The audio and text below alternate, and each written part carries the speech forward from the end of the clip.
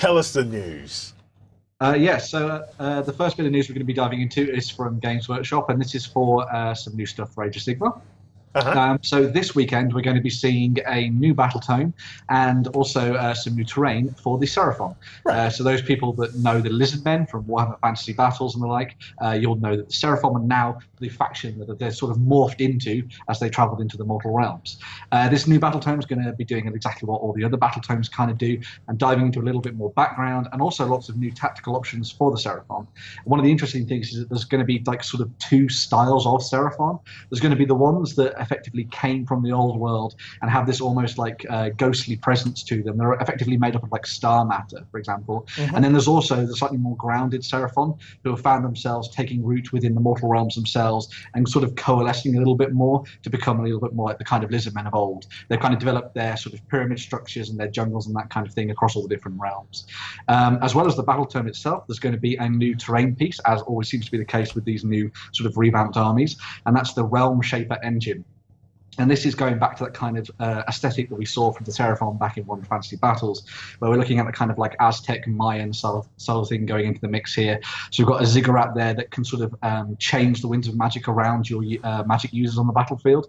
And it actually allows you to sort of mess around with terrain and allows you to sort of damage enemies by using their terrain against them, which is pretty cool. Yeah. As well as the sort of Seraphon army as a whole, there's also going to be 3 new start collecting sets. So with the first of the start collecting sets is tied directly to the Seraphon, and that's allowing you to build up an army of skinks. And then you've also got 2 more for the Daughters of Cain and for the Gloomspike Gits as well. So nice. Nice. That Daughters of Cain box looks amazing. Yeah.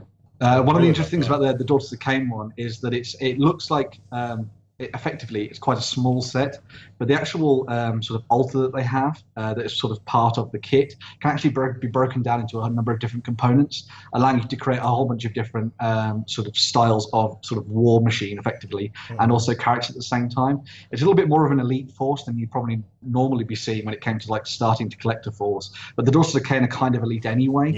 So this kind of gives you like a good inroad into exactly what they're all about. I think my favorite actually is probably the Gloomspike Gits one, because I love it. You've got the big huge rock Troggos in the background. I think that's really cool, and the squigs are very much at the sort of heart of the Gloomspike Gits as well. So it's a really nice sort of entry into the kind of goblin-y style thing in the Mortal Realms as well there. See, very there's cool. one miniature in this I love above all the others, and he's on the bottom left at the front. There's a little dude playing a mushroom bagpipe. It's called a squig pipe. Squig pipe. Squig pipe. Okay. So I love how the Gloomspike Gits contain as few goblins as humanly possible. Yes. So if you want to be able to win with this No, 4. faction, don't bring the faction. Yes. Bring No, all the people around the faction. There's only 4 in the box, Yeah. and one of them is being eaten. Lovely models, though. Gorgeous, Absolutely gorgeous lovely stuff. models.